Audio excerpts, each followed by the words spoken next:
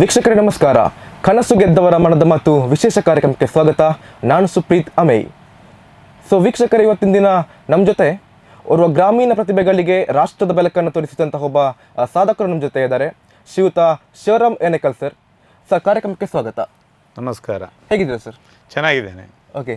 Shivaram ಎನೆಕಲ್ sir ಅಂತ ಅಂದಾಗ already ಎಲ್ರಿಗೂ ಗೊತ್ತಿದೆ, ಒಬ್ಬ ನಿವೃತ್ತ ದೈಹಿಕ ಶಿಕ್ಷಕರು ಅಥವಾ ರಾಷ್ಟ್ರೀಯ ಮಟ್ಟದಲ್ಲಿ ಹೆಸರನ್ನು ಮಾಡಿದಂತಹ ಒಬ್ಬ ಸಾಧಕ. ಹಾಗಾಗಿ ನಿಮ್ಮ ಒಂದು ಊರು ಹಾಗೂ ನಿಮ್ಮ ಫ್ಯಾಮಿಲಿ ಬಗ್ಗೆ ಹೇಳಿ ಸರ್. ನಮ್ಮ ಊರು ಸುಳ್ಯ ಹಿಂದಿನ ಸುಳ್ಯ ತಾಲೂಕಿನ ಗ್ರಾಮೀಣ ಪ್ರದೇಶವಾಗಿರತಕ್ಕಂಥ ಎನೆಕಲ್ಲು ಗ್ರಾಮ. ಓಕೆ. ನನ್ನ ಹುಟ್ಟೂರು. ನನ್ನ ತಂದೆ ಹೆಸರು ಸೋಮಣ್ಣಗೌಡ, ತಾಯಿ ಕೆಂಚಮ್ಮ. ಓಕೆ.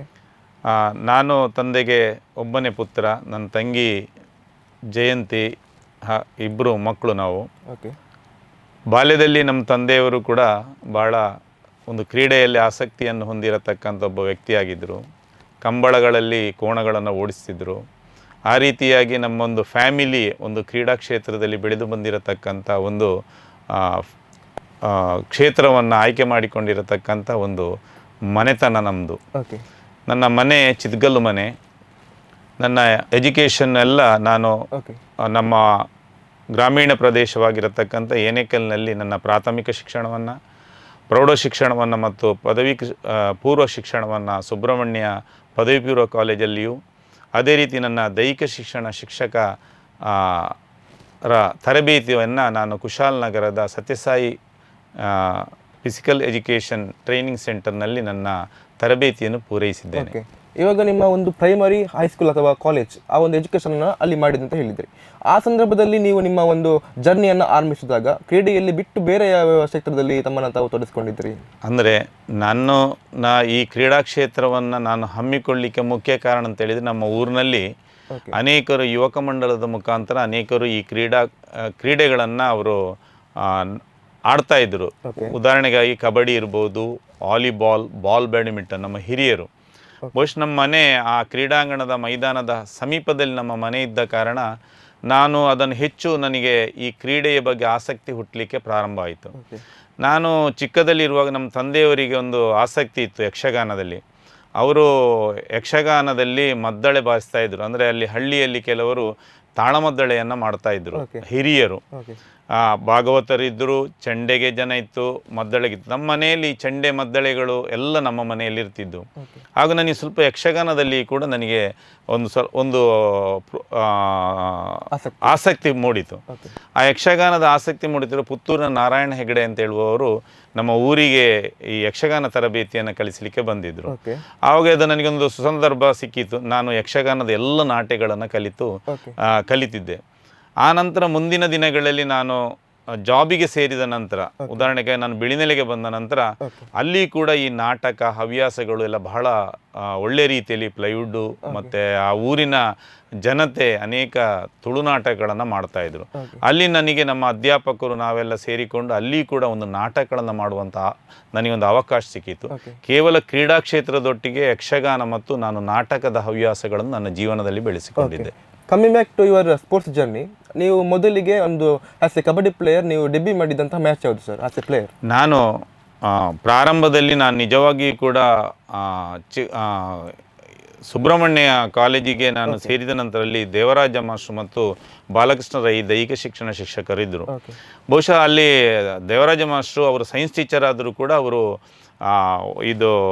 ಈ ಖೋಖೋದಲ್ಲಿ ಅವರು ಬಹಳ ಉತ್ತಮ ಒಬ್ಬ ಕ್ರೀಡಾಪಟುವಾಗಿದ್ದರು. ಅವರು BPED ಅನ್ನು ಕೂಡ ಮಾಡಿದರು. ಆವಾಗ ನಮಗೆ ಅಲ್ಲಿ ಏನು ತಿಳಿದರೆ, ಪ್ರೈಮರಿ ಹೈಸ್ಕೂಲ್ನಲ್ಲಿ ಬಂದಾಗ ನಮಗೆ ಖೋಖೋವನ್ನು ಅವರು ಹೇಳಿಕೊಡ್ತಿದ್ರು. ನಾನು ಆವಾಗ 8ನೇ ಕ್ಲಾಸ್ನಲ್ಲಿ ಬಂದಾಗಲೇ ನಾನು ಪ್ರೌಢಶಾಲೆಯ ತಂಡಕ್ಕೆ ನಾನು ಆಯ್ಕೆಯಾದೆ ಕೋ ಪ್ಲೇಯರ್ ಆಗಿ. ನಂತರದಿಂದ ನಮ್ಮ ಊರಿನಲ್ಲಿ ಕಬಡ್ಡಿಯ ಒಂದು ಒಳ್ಳೆಯ ತಂಡ ಇತ್ತು. ಆ ತಂಡದೊಂದಿಗೆ ನನಗೆ ಮನೆ ಹತ್ತಿರ ಇದ್ದ ಕಾರಣ ನಾನು ಸಂಜೆ ಹೋಗಿ ಅವರೊಟ್ಟಿಗೆ ಆಡತಕ್ಕಂಥ ಒಂದು ಅವಕಾಶ ಸಿಕ್ಕಿತ್ತು. ಇನ್ನೊಂದು ವಾಲಿಬಾಲ್ ಕೂಡ ಅಲ್ಲಿ ಆಡ್ತಾಯಿದ್ರು. ಹಾಗೂ ವಾಲಿಬಾಲ್ ಕೂಡ ಆಡುವಂಥ ಒಂದು ಅವಕಾಶ ನನಗೆ ಸಿಕ್ಕಿತ್ತು. ಆದ ಕಾರಣ ನಾನು ಕಬಡ್ಡಿಯಲ್ಲಿ ಖೋಖೋ, ವಾಲಿಬಾಲ್ ಇದು ನನ್ನ ಫೇವರೆಟ್ ಗೇಮ್ ಆಗಿ ನಾನು ಅದನ್ನು ಬೆಳೆಸಿಕೊಂಡು ಹೋಗಲಿಕ್ಕೆ ಸಾಧ್ಯ ಆಯಿತು. ಆದ ಕಾರಣ ನನಗೆ ಹೈಸ್ಕೂಲಿಗೆ ಹೋಗ್ತಾ ಇರುವಾಗ ಬಾಲಕೃಷ್ಣ ರೈಗಳು ನಮಗೆ ವಾಲಿಬಾಲ್ ಆಡ್ತಾ ಇದ್ದರು. ಆವಾಗ ನಾನು ಸಂಜೆ ಹೊತ್ತು ವಾಲಿಬಾಲ್ ಆಡುವಂಥದ್ದು, ಬೆಳಿಗ್ಗೆ ಹೊತ್ತು ವಾಲಿಬಾಲ್ ಆಡುವಂಥದ್ದು. ಆದ ಕಾರಣ ನನ್ನ ಜೀವನದಲ್ಲಿ ವಾಲಿಬಾಲನ್ನು ಕೂಡ ನಾನು ಕಬಡ್ಡಿಯ ಒಟ್ಟಿಗೆ ಮತ್ತು ಖೋಖೋದ ಒಟ್ಟಿಗೆ ನಾನು ಬೆಳೆಸಿಕೊಳ್ಳಲಿಕ್ಕೆ ನನಗೆ ಅವಕಾಶ ಸಿಕ್ಕಿತು.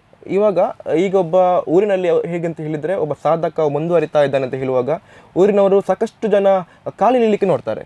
ಸೊ ಆ ಸಂದರ್ಭದಲ್ಲಿ ನಿಮಗೆ ನಿಮ್ಮ ಊರಿನವ್ರ ಸಪೋರ್ಟ್ ಯಾವ ರೀತಿ ಇತ್ತು ಸರ್? ಅಂದರೆ ನಾನು ಸಾಧಾರಣವಾಗಿ ಒಂದು ಹೈಸ್ಕೂಲ್ನಲ್ಲಿ ನಾನು ಊರಿನ ತಂಡದೊಟ್ಟಿಗೆ ನನಗೆ ಆಡತಕ್ಕಂಥ, ಆವಾಗ ಹೇಗೆ ಅಂತ ಹೇಳಿದರೆ ಯುವಜನ ಸೇವಾ ಕ್ರೀಡಾ ಇಲಾಖೆ ವತಿಯಿಂದ ಖೋಖೋ, ಕಬಡ್ಡಿ, ವಾಲಿಬಾಲ್ ಈ ಪಂದ್ಯಾಟಗಳು ಜರುಗುತ್ತಿದ್ದವು.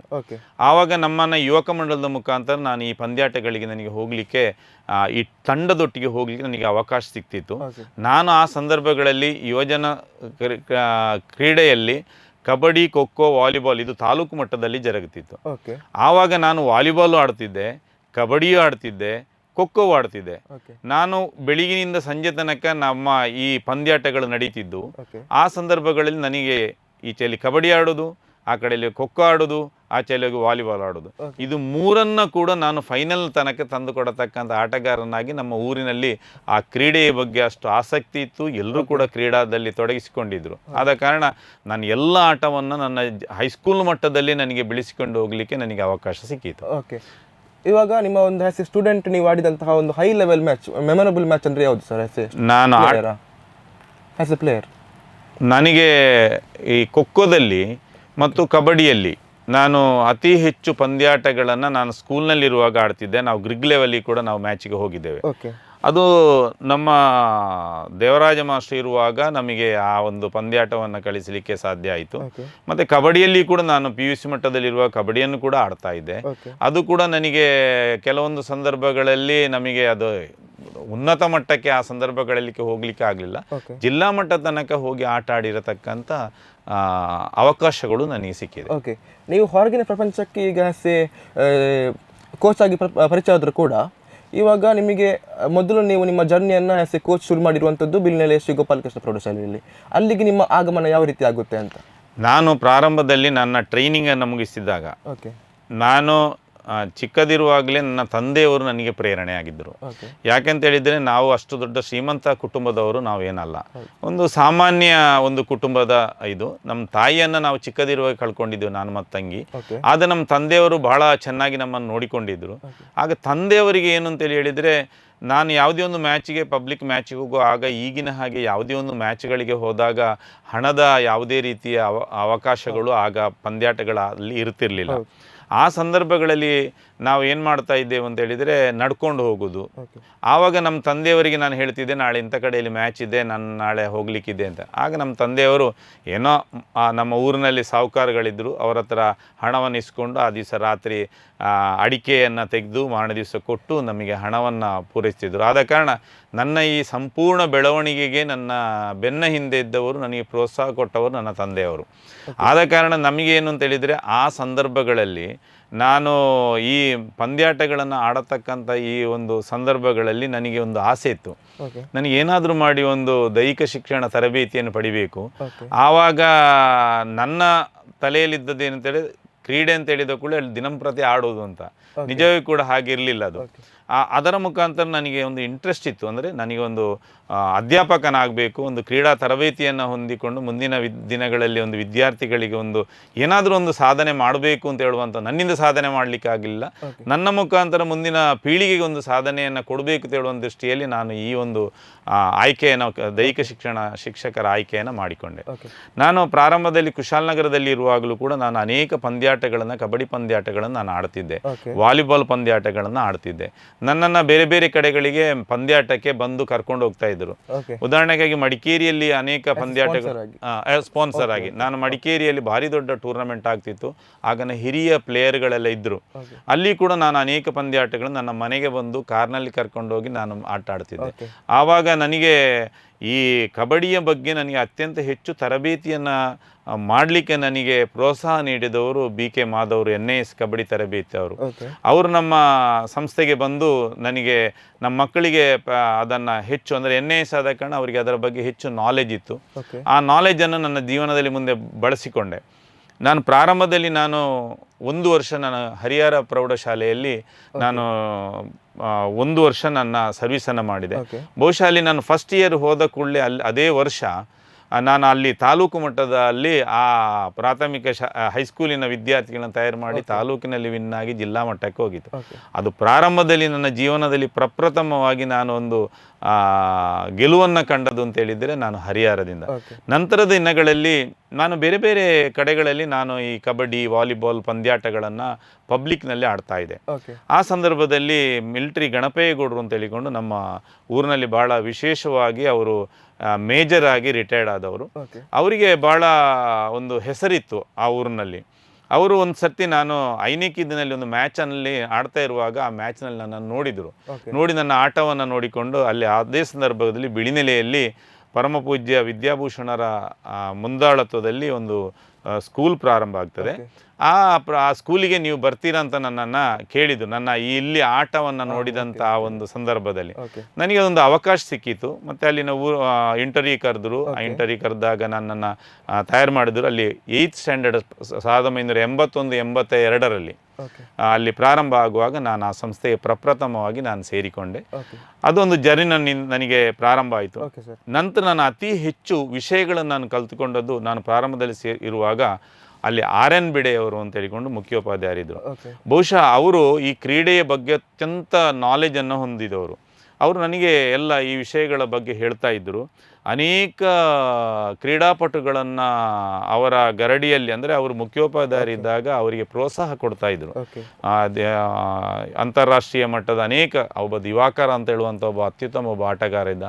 ಇನ್ನೊಬ್ಬ ವಿಶ್ವನಾಥ್ ಅಂತ ಹೇಳಿಕೊಂಡು ರೈ, ಅವರು ಕೂಡ ಒಬ್ಬರು ಆಟಗಾರರಿದ್ದರು. ಅವರ ವಿಷಯಗಳನ್ನೆಲ್ಲ ಹೇಳ್ತಾ ಇದ್ರು. ನನಗೆ ಆ ಸಂದರ್ಭಗಳಲ್ಲಿ ಕೆಲವು ಪುಸ್ತಕಗಳನ್ನು ತಂದು ಕೊಡ್ತಾ ಇದ್ರು ಈ ಕ್ರೀಡೆಗೆ ಸಂಬಂಧಪಟ್ಟದ್ದು. ಮತ್ತು ನಾನು ಫಸ್ಟಿಗೆ ಮಕ್ಕಳನ್ನು ತಯಾರು ಮಾಡ್ತಾ ಇರತಕ್ಕಂಥ ಸಂದರ್ಭಗಳಲ್ಲಿ ನನ್ನನ್ನು ಬೇರೆ ಕಡೆಗಳಲ್ಲಿ ಮ್ಯಾಚ್ ಆಗುವಾಗ ಹೋಗಿ ನೋಡಿಕೊಂಡು ಬನ್ನಿ ಅಂತ ನನ್ನನ್ನು ಕಳಿಸ್ತಾ ಇದ್ರು. ಆಗ ನನಗೆ ಆ ರೀತಿಯಾಗಿ ನನಗೆ ಒಂದು ನಾಲೆಜ್ ಬಂದ ಕಾರಣ ಮುಂದಿನ ದಿನಗಳಲ್ಲಿ ನಾನು ಆ ವಿದ್ಯಾರ್ಥಿಗಳನ್ನು ತೆಗೆದುಕೊಂಡು ನಾನು ಅಲ್ಲಿ ಬಿಳಿನೆಲೆ ಹೈಸ್ಕೂಲ್ನಲ್ಲಿ ವಾಲಿಬಾಲ್, ಕಬಡ್ಡಿ, ಖೋಖೋ ತಂಡಗಳನ್ನು ಮತ್ತು ಅಥ್ಲೆಟಿಕ್ಸ್ ತಂಡಗಳನ್ನು ನಾನು ತಯಾರು ಮಾಡಿದೆ.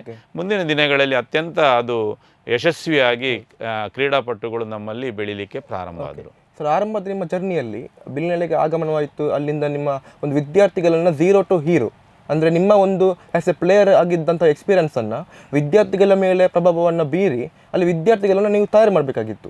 ಯಾವ ರೀತಿಯ ಒಂದು ಚಾಲೆಂಜನ್ನು ನೀವು ಅಲ್ಲಿ ಸ್ವೀಕರಿಸಿಕೊಂಡ್ರಿ ಅಂದರೆ ಬಿಳಿನೆಲೆಯಲ್ಲಿ? ನಾನು ಬಿಳಿನೆಲೆಗೆ ಸೇರಿದಂಥ ಸಂದರ್ಭಗಳಲ್ಲಿ ಆವಾಗ ಬಹಳ ಕ್ರೀಡೆಗೆ ಹೆಸರುವಾಸಿಯಾಗಿರತಕ್ಕಂಥ ಸಂಸ್ಥೆಗಳಿದ್ದದ್ದು ಫಿಲೋಮಿನಾ, ಇನ್ನೊಂದು ರಾಮ್ಕುಂಜ, ಇನ್ನೊಂದು ಬೆಟ್ಟಂಪಾಡಿ ಮತ್ತು ಸೈಂಟ್ ವಿಕ್ಟರ್ಸ್. ಇದು ಕ್ರೀಡಾ ಕ್ಷೇತ್ರದಲ್ಲಿ ಬಹಳ ಒಂದು ಒಳ್ಳೆಯ ಹೆಸರನ್ನು ಪಡೆದುಕೊಂಡಿರುವಂಥದ್ದು. ನಾನು ಪ್ರಥಮವಾಗಿ ತಂಡಗಳನ್ನು ನಾನು ತಗೊಂಡು ಬಂದಾಗ ನಮ್ಮ ಮಕ್ಕಳನ್ನು ಅವರ ಹತ್ತಿರ ರೀಚ್ ಆಗಲಿಕ್ಕೆ ಆಗ್ತಿರ್ಲಿಲ್ಲ. ಯಾಕಂತ ಹೇಳಿದ್ರೆ ನಮ್ಮ ಬಿಳಿನೆಲೆ ಅದೊಂದು ಬರೀ ರೂರಲ್ ಏರಿಯಾ, ಬರೀ ಒಂದು ರಿಮೋಟ್ ಏರಿಯಾ. ನಾನು ಆವಾಗ ಒಂದು ಆಲೋಚನೆ ಮಾಡಿಕೊಂಡೆ, ನಾನು 8ನೇ ಕ್ಲಾಸಿನಿಂದ ವಿದ್ಯಾರ್ಥಿಗಳನ್ನು ತಯಾರು ಮಾಡಿದಲ್ಲಿ ಖಂಡಿತವಾಗಿ ಕೂಡ ನನಗೆ ಈ ಗೋಲನ್ನು ರೀಚ್ ಆಗಲಿಕ್ಕೆ ಆಗೋದಿಲ್ಲ.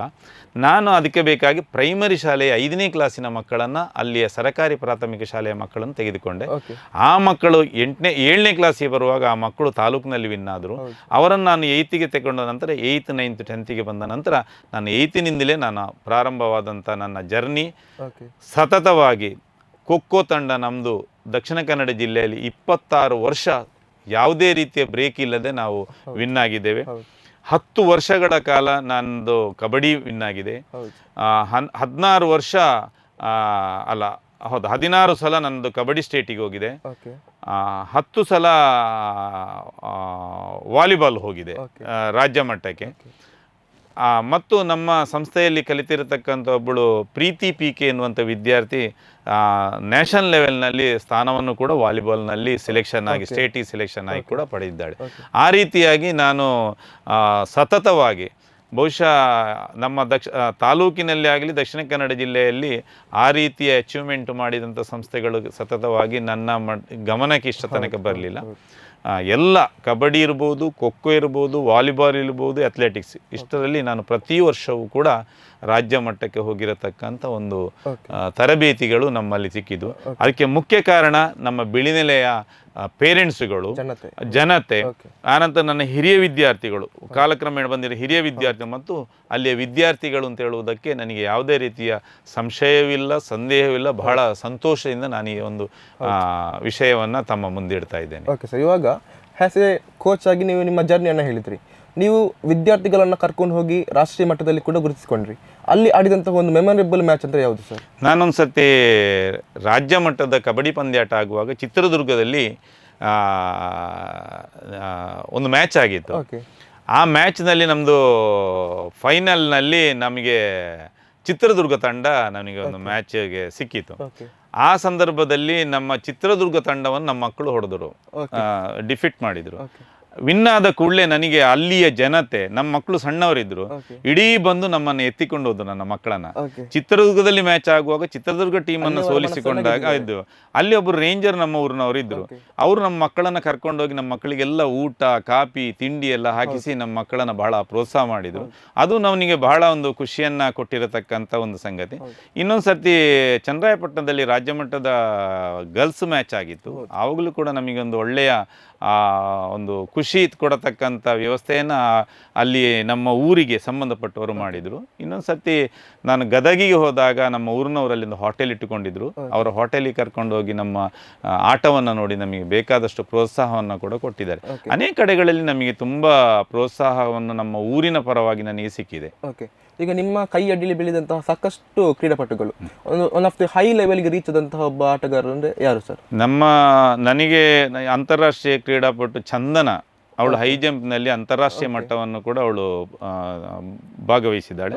ಇನ್ನೊಂದು ಪ್ರೀತಿ ಪಿ.ಕೆ ನಮ್ಮ ಆಲ್ ಇಂಡಿಯಾದಲ್ಲಿ ಕೂಡ ವಾಲಿಬಾಲ್ನಲ್ಲಿ ಕೂಡ ಅವಳು ಭಾಗವಹಿಸಿದ್ದಾರೆ. ಇನ್ನು ರಾಜ್ಯದಿಂದ ರಾಷ್ಟ್ರಮಟ್ಟಕ್ಕೆ ಭಾಗವಹಿಸಿದಂಥ ವಿದ್ಯಾರ್ಥಿಗಳು ತುಂಬ ಮಂದಿ ಇದ್ದಾರೆ. ಇನ್ನು ನನಗೆ ಒಂದು ವಿಶೇಷ ಅಂತ ಹೇಳಿದರೆ, ನಮ್ಮ ಸಂಸ್ಥೆಯಲ್ಲಿ ಕಲಿತಿರತಕ್ಕಂಥ ಸಾಧಾರಣ ಒಂದು 52 ಮಂದಿ ದೈಹಿಕ ಶಿಕ್ಷಣ ಶಿಕ್ಷಕರಾಗಿ ಇವತ್ತು ಸೇವೆಯನ್ನು ಸಲ್ಲಿಸ್ತಾ ಇದ್ದಾರೆ. ಅವರ ವಿದ್ಯಾರ್ಥಿಗಳು ಕೂಡ ರಾಷ್ಟ್ರೀಯ ಮಟ್ಟದಲ್ಲಿ, ಅಂತಾರಾಷ್ಟ್ರೀಯ ಮಟ್ಟದಲ್ಲಿ ಕೂಡ ಭಾಗವಹಿಸಿರತಕ್ಕಂಥ ನನ್ನ ಶಿಷ್ಯರಿಂದ ತಯಾರಾಗಿರತಕ್ಕಂಥ ಅನೇಕ ಕ್ರೀಡಾಪಟುಗಳನ್ನು ಕೂಡ ನಾನು ಕಾಣ್ತಾ ಇದ್ದೇನೆ. ಉದಾಹರಣೆಗಾಗಿ ಇವತ್ತು ಪ್ರೋ ಕಬಡ್ಡಿಯಲ್ಲಿ ಆಡತಕ್ಕಂಥ ಸಚಿನ್ ಇರ್ಬೋದು. ಆ ಸಚಿನ್ ನಮ್ಮ ಸಂಸ್ಥೆಯಲ್ಲಿ 15 ದಿವಸಗಳ ತನಕ ನಾನು ತರಬೇತಿಯನ್ನು ಕೊಟ್ಟಿದ್ದೆ. ಅವನು ಹೈಸ್ಕೂಲ್ನಲ್ಲಿ ಆಡ್ತಾ ಇರತಕ್ಕಂಥ ಸಂದರ್ಭದಲ್ಲಿ. ಇನ್ನು ಹೆಚ್ಚಿನ ಹೌದು, ಅವರೆಲ್ಲ ನಮ್ಮ ನಿತಿನ್ ಅವರು ಪ್ರೋ ಕಬಡ್ಡಿಯಲ್ಲಿ ಆಡಿರತಕ್ಕಂಥ ತುಂಬ ವಿದ್ಯಾರ್ಥಿಗಳು ಆಟ ಆಡ್ತಾ ಇದ್ದಾರೆ. ತುಂಬ ಒಡನಾಟದಲ್ಲಿ ಕೂಡ ಈಗಲೂ ಕೂಡ ಇದ್ದಾರೆ. ಮತ್ತೆ ಒಂದು ವಿಶೇಷ ಅಂತ ಹೇಳಿದರೆ, ನಾನು ಒಬ್ಬ ಪ್ರೌಢಶಾಲೆಯ ಶಿಕ್ಷಕನಾಗಿದ್ದುಕೊಂಡು ನನಗೆ ಮಂಗಳೂರು ವಿಶ್ವವಿದ್ಯಾನಿಲಯದ ಕಬಡ್ಡಿ ತಂಡದ ತರಬೇತಿದಾರನಾಗಿ ಕೂಡ ನನ್ನನ್ನು ಆಯ್ಕೆ ಮಾಡಿ ನಾನು ತರಬೇತಿದಾರನಾಗಿದ್ದೆ. ನಮ್ಮ ಈ ಹೈಸ್ಕೂಲ್, ನಮ್ಮ ಸಾರ್ವಜನಿಕ ಶಿಕ್ಷಣ ಇಲಾಖೆಯನ್ನು ಬಿಟ್ಟು ಯೂನಿವರ್ಸಿಟಿಯಲ್ಲಿ ಕೂಡ ನಾನು ಸಿಲೆಕ್ಷನ್ ಟ್ರಯಲ್ಸಲ್ಲಿ ಕೂಡ ನಾನು ಕಬಡ್ಡಿಯ ಸಿಲೆಕ್ಷನ್ನಲ್ಲಿ ಕೂಡ ನಾನು ನನ್ನನ್ನು ಆಯ್ಕೆ ಮಾಡಿಕೊಂಡು ನಾನು ಆಯ್ಕೆಯಲ್ಲಿಗೆ ಇರ್ತಿದ್ದೆ. ಆ್ಯಸ್ ಎ ಕೋಚ್ ನೀವು ಹಂತ ಹಂತವಾಗಿ ಬೆಳೀತಾ ಇರ್ತೀರಾ. ಅಷ್ಟಾಗುವಾಗ ಪ್ರೋ ಕಬಡ್ಡಿ ಶುರುವಾಗುತ್ತೆ. ಪ್ರೋ ಕಬಡ್ಡಿ ಶುರುವಾದಾಗ ಆ್ಯಸ್ ಎ ಕೋಚ್ ನಿಮಗೆ ಗೊತ್ತಿರ್ಬೋದು, ಸುಖೇಶ್ ಹೆಗ್ಡೆ ಅವರು, ಪ್ರಶಾಂತ್ ಕುಮಾರ್ ರೈ ಅವರು, ಅವ್ರ ಜೊತೆ ನಿಮ್ಮ ಒಡನಾಟ ಯಾವ ರೀತಿ ಇತ್ತು ಸರ್? ಅವರು ಈಗ ಪ್ರಶಾಂತ್ ಕುಮಾರ್ ರೈ ಇರ್ಬೋದು, ಸುಖೇಶ್ ಹೆಗ್ಡೆ ಇರ್ಬೋದು, ಅಥವಾ ನಿಮ್ಮ ಸಚಿನ್ ಇರ್ಬೋದು, ಇವರೆಲ್ಲ ನನ್ನ ಹತ್ರ ಭಾಳ ಕ್ಲೋಸ್ ಆಗಿ ನಮಗೆ ಅವರು ಆಟ ಆಡುವಾಗ ನಾನು ತುಂಬ ಸಲ ಆಟ ಆಡಿಸ್ತೇನೆ. ಪ್ರಶಾಂತ್ ಕುಮಾರ್ ರೈಯನ್ನು ನಾನು ನಮ್ಮ ಸುಳ್ಯ ತಾಲೂಕಿನ ಅನೇಕ ಪಂದ್ಯಾಟಗಳಲ್ಲಿ ನಮ್ಮ ತಂಡದೊಂದಿಗೆ ಅವರನ್ನು ಒಬ್ಬ ಆಟಗಾರನಾಗಿ ತಗೊಂಡು ಹೋಗಿ ನಾವು ಜಿಲ್ಲೆಯಲ್ಲಿ ಕೂಡ ಅನೇಕ ಸಲ ನಾವು ಗೆದ್ದಿದ್ದೆವು. ನಾನು ಆ್ಯಸ್ ಎ ಒಬ್ಬ ಕೋಚ್ ಆಗಿ ಕೂಡ ನಾನು ಕೂತು ಅನೇಕ ಪಂದ್ಯಾಟಗಳಲ್ಲಿ ನಮ್ಮ ತಂಡದೊಂದಿಗೆ ಆಟ ಆಡಿರತಕ್ಕಂಥ ಒಬ್ಬ ಆಟಗಾರ. ಆಗ ಕಾಲೇಜಿಗೆ ಹೋಗ್ತಿರತಕ್ಕಂಥ ಸಂದರ್ಭ, ಆಗ ತರಬೇತಿದಾರನಾಗಿ ನಾನು ಮಂಗಳೂರು ವಿಶ್ವವಿದ್ಯಾನಿಲಯವನ್ನು ನಾನು ಆಡಿಸ್ತಿರತಕ್ಕಂಥ ಸಂದರ್ಭದಲ್ಲಿ ಉದಯ ಚೌಟ ಇವರು ನನ್ನ ಶಿಷ್ಯ ಆಗಿದ್ದರು. ಅವರು ಬಹುಶಃ ಒಬ್ಬ ಅಂತಾರಾಷ್ಟ್ರೀಯ, ಒಬ್ಬ ನಮ್ಮ ಇಂಡಿಯಾದ ಅತ್ಯುತ್ತಮ ಒಬ್ಬ ಆಟಗಾರನೂ ಹೌದು ಆಗಿದ್ದರು. ಇತ್ತೀಚೆಗೆ ಅವರು ನಿಧನ ಹೊಂದಿದ್ದಾರೆ. ಬಹಳ ಒಂದು ಬೇಸರದ ಸಂಗತಿ ಕೂಡ ಹೌದು. ನಮ್ಮ ಎಲ್ಲ ಅಸೋಸಿಯೇಷನ್ ಇದ್ದರು. ಚೌಟ ಕೂಡ ನನ್ನ ಒಬ್ಬ ಶಿಷ್ಯನಾಗಿದ್ದ ಅಂತ ಹೇಳೋದಕ್ಕೆ ನನಗೆ ಹೆಮ್ಮೆ ಇದೆ. Okay, it's A huge journey sir ನಿಮ್ಮದು, ಆರಂಭದಿಂದ ಇಲ್ಲಿವರೆಗೂ ಕೂಡ. ನಿಮ್ಮ ಒಂದು ಜರ್ನಿಯನ್ನು ಗುರುತಿಸಿ ನಿಮಗೆ ಯಾವುದ್ಯಾವುದು ಪ್ರಶಸ್ತಿಗಳು ಲಭಿಸಿದೆ ಸರ್? ನಾನು ಈ ಪ್ರಶಸ್ತಿ ಹಿಂದೆ ನಾನು ಹೋದವನಲ್ಲ. ನಾನು ಪ್ರಪ್ರಥಮವಾಗಿ ಆವಾಗ ತಾಲೂಕು ಕ್ರೀಡಾ ಪ್ರಶಸ್ತಿಯನ್ನು ಶಿಕ್ಷಕ ಪ್ರಶಸ್ತಿಯನ್ನು ಕೊಡ್ತಾ ಇದ್ರು. ಆ ಸಂದರ್ಭದಲ್ಲಿ ನಾನು ಅಪ್ಲಿಕೇಶನ್ ಹಾಕಿರಲಿಲ್ಲ. ಓಕೆ. ನಮ್ಮ ದೈಹಿಕ ಶಿಕ್ಷಣ ಪರಿವೀಕ್ಷಣಾಧಿಕಾರಿಗಳು ನಮ್ಮ ನನಗೆ ಫೋನ್ ಮಾಡಿದರು, ಸರ್ ನಾನು ಅಪ್ಲಿಕೇಶನ್ ಹಾಕಿ ನನಗೆ ಬೇಡ, ನಿಮಗೆ ಕೊಡೋದಿದ್ದರೆ ನೀವು ಹಾಗೆ ಕೊಡಬೇಕಷ್ಟೇ ಹೊರತು ನಾನು ಅಪ್ಲಿಕೇಶನ್ ಹಾಕೋದಿಲ್ಲ ಅಂತ ಹೇಳಿದ್ದೆ. ಆ ಸಂದರ್ಭದಲ್ಲಿ ನಮ್ಮ ಹೆಡ್ ಮಾಸ್ಟರ್ ಹತ್ರ ನನ್ನ ಎಲ್ಲ ಬಯೋಡಾಟಾಗಳನ್ನು ತಗೊಂಡು ನಮ್ಮ ಒಬ್ಬ ಅಟೆಂಡರನ್ನು ಕಳಿಸಿ ನನಗೆ ಆ ವರ್ಷ ತಾಲೂಕು ಕ್ರೀಡಾ ಪ್ರಶಸ್ತಿಯನ್ನು ಕೊಟ್ಟರು. ಮುಂದಿನ ದಿನಗಳಲ್ಲಿ ನನಗೆ ಜಿಲ್ಲಾ ಪ್ರಶಸ್ತಿಗೋಸ್ಕರ ನೀವು ಪ್ರಶಸ್ತಿಯನ್ನು ಹಾಕಬೇಕು ಅಂತೇಳಿ ನನಗೆ ತಾಲೂಕು ಶಿಕ್ಷಣಾಧಿಕಾರಿಯಾಗಿರತಕ್ಕಂತಹ ಶೇಷಶಯನರು ಫೋನ್ ಮಾಡಿ ಹೇಳಿದರು. ನಾನು ಯಾವುದೋ ಒಂದು ಮದುವೆ ಮನೆಯಲ್ಲಿದ್ದೆ. ಅವರ ಒಂದು ಅಪೇಕ್ಷೆಯ ಮೇರೆಗೆ ನಾನು ನನ್ನ ಬಯೋಡಾಟಾಗಳನ್ನು ಕಳಿಸಿಕೊಟ್ಟಿದ್ದೆ ಹೊರತು ನಾನು ಯಾವುದೇ ಅವಾರ್ಡಿನ ಹಿಂದೆ ಹೋಗಲಿಲ್ಲ. ನನ್ನ ಈ ಕ್ಷೇತ್ರವನ್ನು, ಈ ಒಂದು ಹಳ್ಳಿಯ ಮಟ್ಟದಲ್ಲಿ ನಾನು ಮಾಡಿರತಕ್ಕಂಥ ಈ ಒಂದು ಸಾಧನೆಯನ್ನು ನೋಡಿ ಬೆಂಗಳೂರಿನ ಕ್ರೀಡಾ ಸ್ಪೋರ್ಟ್ಸ್ ತಂಡದವರು ಕೂಡ ನನ್ನನ್ನು ಅತ್ಯುತ್ತಮ ತರಬೇತಿದಾರ ಪ್ರಶಸ್ತಿಯನ್ನು ಕೂಡ ಬೆಂಗಳೂರಿನಿಂದ ನನಗೆ ನೀಡಿರ್ತಾರೆ. ಇನ್ನು ಬೇರೆ ಬೇರೆ ಸಂಘ ಸಂಸ್ಥೆಗಳು ನನಗೆ ಕರೆಸಿ ಅನೇಕ ಸಂಸ್ಥೆಗಳು ನನ್ನನ್ನು ಗುರುತಿಸಿ ನನಗೆ ಪ್ರಶಸ್ತಿಗಳನ್ನು ಕೂಡ ಕೊಟ್ಟಿದ್ದಾರೆ, ನನಗೆ ಸನ್ಮಾನಗಳನ್ನು ಮಾಡಿದ್ದಾರೆ. ಇನ್ನು ಸಾಹಿತ್ಯ ಸಮ್ಮೇಳನಗಳು, ಜಿಲ್ಲಾ ಸಾಹಿತ್ಯ ಸಮ್ಮೇಳನ, ತಾಲೂಕು ಸಾಹಿತ್ಯ ಸಮ್ಮೇಳನಗಳೆಲ್ಲ ನನ್ನನ್ನು ಗುರುತಿಸಿ ನನಗೆ ಸನ್ಮಾನಗಳನ್ನು ಮಾಡಿವೆ. ನಾನು ಯಾವುದೇ ಒಂದು ಸನ್ಮಾನವನ್ನು ತೆಗೆದುಕೊಳ್ಳಲಿಕ್ಕೆ ನಾನು ಅಷ್ಟು ಇಷ್ಟಪಡ್ತಿರ್ಲಿಲ್ಲ. ಆದರೆ ಅವರೆಲ್ಲ ಗುರುತಿಸಿದಾಗ ಅವರಿಗೆ ನೋವಾಗೋದು ಬೇಡ ಅಂತದ್ದು ಹೇಳುವಂಥ ದೃಷ್ಟಿಯಲ್ಲಿ ನಾನು ಹೋಗಿ ಅವರ ಹತ್ರ ಪ್ರಶಸ್ತಿಯನ್ನು ನಾನು ಪಡ್ಕೊಂಡಿದ್ದೇನೆ. ನಿಮ್ಮ ಸಾಕಷ್ಟು ಜನ ಅಭಿಮಾನಿಗಳ ಹತ್ರ ಒಂದು ಪ್ರಶ್ನೆ ಇದೆ ಸರ್, ಇಷ್ಟೆಲ್ಲ ಸಾಧನೆ ಮಾಡಿದಂತಹ ಶಿವರಾಮ್ ಸರಿಗೆ ಪ್ರೊ ಕಬಡ್ಡಿಗೆ ಹಾಸಿ ಕೋಚ್ ಆಗಿ ಹೋಗೋಕ್ಕಾಗಲ್ವಾ ಅಂತ? ಅಂದರೆ ಏನು ಅಂತ ಹೇಳಿದರೆ ಅದಕ್ಕೆ ಬೇರೆ ಬೇರೆ ಕಾರಣಗಳಿವೆ. ಈಗ ಪ್ರೊ ಕಬಡ್ಡಿಯಲ್ಲಿ ನಾವು ಕೋಚ್ ಆಗಿ ಹೋಗಬೇಕು ಅಂತ ಹೇಳಿದರೆ ಒಂದು ಏಕೆ ಅಂತ ಹೇಳಿದರೆ ಈಗಿನ ಹೊಸ ಒಂದು ಈ ಸ್ಕಿಲ್ಸ್ ಅಂತ ಹೇಳ್ತೇವಲ್ಲ ನಾವು, ಅದು ತುಂಬ ಮುಂದುವರಿದಿದೆ. ಈಗ ನಮಗೇನು ಅಂತೇಳಿ ಹೇಳಿದರೆ, ಈಗ ನೀವು ಪ್ರೊ ಕಬಡ್ಡಿಯಲ್ಲಿ ಆಡತಕ್ಕಂಥ ಯಾವುದೇ ಒಂದು ಕ್ರೀಡಾಪಟುಗಳು ಅಥವಾ ಅದರ ತರಬೇತರು ಇತ್ತೀಚಿನ ಆಟಗಾರಿರ್ಬೋದು, ಇನ್ನು ಅಂತಾರಾಷ್ಟ್ರೀಯ ಮಟ್ಟದಲ್ಲಿ ನಮ್ಮ ದೇಶವನ್ನು ಪ್ರತಿನಿಧಿಸತಕ್ಕ ಅನೇಕ ತರಬೇತುದಾರರ ಮುಖಾಂತರನೇ ಇವತ್ತು ಅದಕ್ಕೆ ಹೆಚ್ಚು ಮಾನ್ಯತೆಯನ್ನು ಕೊಡ್ತಾರೆ. ಮತ್ತು ಯಾಕೆಂದರೆ ನಾವೆಲ್ಲ ಹಳ್ಳಿಯಲ್ಲಿರುವವರು, ನಾವು ಅಲ್ಲಿಗೆ ಹೋಗಿ ಅವರ ಹತ್ರ ಇದು ಮಾಡಿಕೊಂಡು ಇರತಕ್ಕಂಥ ವ್ಯವಸ್ಥೆಯಲ್ಲಿ ಕೂಡ ನಾವಿಲ್ಲ. ನಮ್ಮದು ರಿಮೋಟ್ ಏರಿಯಾ ಆಗಿರುವ ಕಾರಣ ನಮಗೆ ಅಂಥ ಅವಕಾಶಗಳು ಸಿಕ್ಕಲಿಲ್ಲ.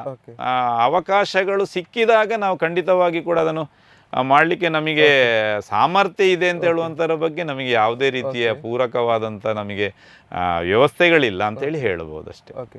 ಇವಾಗ ನಿಮ್ಮ ಒಂದು ರಿಟೈರ್ಮೆಂಟ್ ಆಗುತ್ತೆ ಆ್ಯಸ್ ಎ PT ಮಾಸ್ಟರ್ ಆಗಿ, ನಿಮ್ಮ ಒಂದು ಪ್ಲೇಸಿಗೆ ನಿಮ್ಮ ಶಿಷ್ಯ ವಿನಯ್ ಅವರು ಬರ್ತಾರೆ ಬಿಲ್ನೆಲೆಗೆ. ನಿಮ್ಮ ಒಂದು ಚಟುವಟಿಕೆಯನ್ನು ಅವರು ಯಾವ ರೀತಿ ಮುಂದುವರಿಸಿಕೊಂಡು ಹೋಗ್ತಾ ಇದ್ದಾರೆ, ಅದ್ರ ಬಗ್ಗೆ ನಿಮ್ಮ ಒಂದು ಅಭಿಪ್ರಾಯ ಹೇಳಿ ಸರ್. ಈಗ ನನ್ನ ಶಿಷ್ಯರು ಅನೇಕರು ಈ ಒಂದು ಕ್ಷೇತ್ರದಲ್ಲಿ ದುಡಿತಾ ಇದ್ದಾರೆ, ಅದು ಬಹಳ ಸಂತೋಷದ ವಿಷಯ.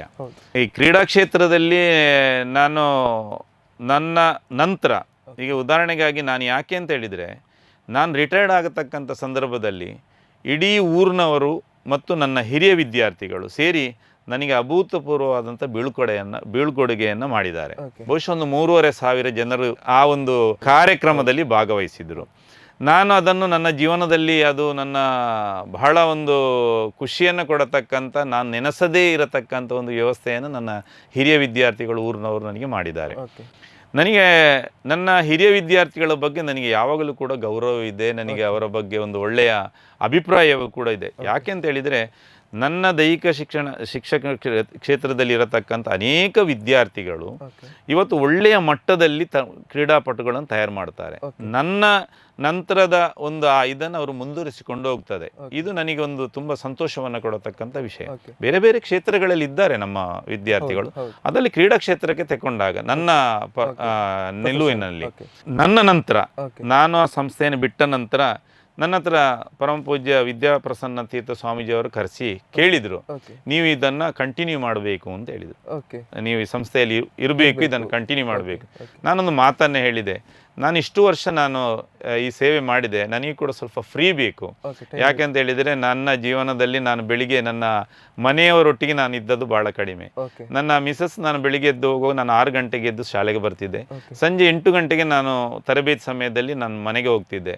ಯಾವುದೇ ರೀತಿಯ ನನ್ನ ಅಂದರೆ ಅದು ಹಳ್ಳಿಯ ಏರಿಯಾದ ಕಾರಣ ನಾವು ಅಷ್ಟು ಪ್ರಯತ್ನ ಪಟ್ಟ ಕಾರಣ ಮಾತ್ರ ಅವತ್ತು ಆ ಸಾಧನೆಯನ್ನು ವಿದ್ಯಾರ್ಥಿಗಳು ಕೂಡ ಸಾಧನೆಯನ್ನು ಮಾಡಲಿಕ್ಕೆ ಸಾಧ್ಯ ಆಯಿತು ತರಬೇತಿ. ನಾನು ಆವಾಗ ನನ್ನ ನಂತರವೂ ಕೂಡ ಒಂದು ಒಳ್ಳೆಯ ಒಬ್ಬ ದೈಹಿಕ ಶಿಕ್ಷಣ ಶಿಕ್ಷಕ ಅಲ್ಲಿಗೆ ಬರಬೇಕು.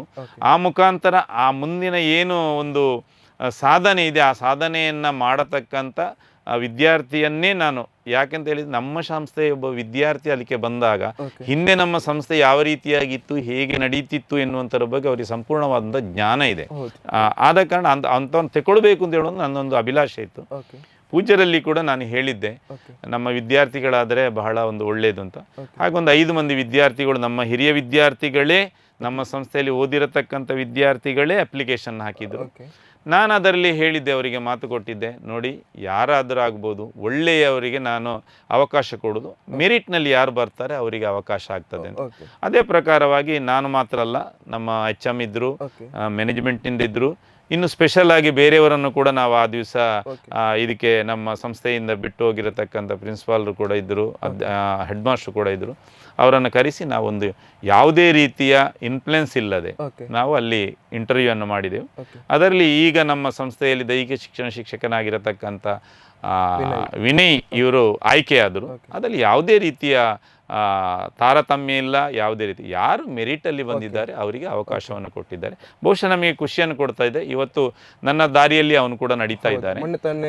ಡಿವಿಷನ್ ಲೆವೆಲ್ ಕೂಡ ತಂಡ ಪ್ರತಿನಿಧಿಸಿತು. ಹೌದು, ನಮ್ಮ ಒಪಿನಿಯನ್ ಹೇಳಿ ಸರ್. ಒಳ್ಳೆಯ ರೀತಿಯಲ್ಲಿ ತರಬೇತಿಯನ್ನು ಕೊಡ್ತಾ ಇದ್ದಾರೆ. ಒಳ್ಳೆ ರೀತಿಯಲ್ಲಿ ಅವನು ವಿದ್ಯಾರ್ಥಿಗಳನ್ನು ತಯಾರಿಗೊಳಿಸಿ, ಬಹುಶಃ ಈಗಿನ ಒಂದು ಸಂದರ್ಭದಲ್ಲಿ ಒಂದು ಹಳ್ಳಿ ಶಾಲೆ, ಅದು ಒಂದು ನಮ್ಮ ಬಿಳಿನೆಲೆ ಅಂತ ರಿಮೋಟ್ ಏರಿಯಾದಲ್ಲಿರತಕ್ಕಂಥ ಒಂದು 100 ಮಕ್ಕಳಲ್ಲಿ ಕೆಲವೇ ಮಕ್ಕಳನ್ನು ವಿದ್ಯಾರ್ಥಿಗಳಿರತಕ್ಕಂಥ ಸಂಸ್ಥೆಯಲ್ಲಿ ಈ ಮಕ್ಕಳನ್ನು ಹೆಕ್ಕಿ ಆ ಮಕ್ಕಳಿಗೆ ತರಬೇತಿಯನ್ನು ಕೊಟ್ಟು ನಮ್ಮ ಜಿಲ್ಲೆಯಲ್ಲಿ ಒಂದು ಕಾಂಪಿಟೇಷನ್ ಕೊಡೋದು ಅಂತ ಹೇಳಿದರೆ ಅದು ಅಷ್ಟು ಸುಲಭದ ಕೆಲಸ ಅಲ್ಲ.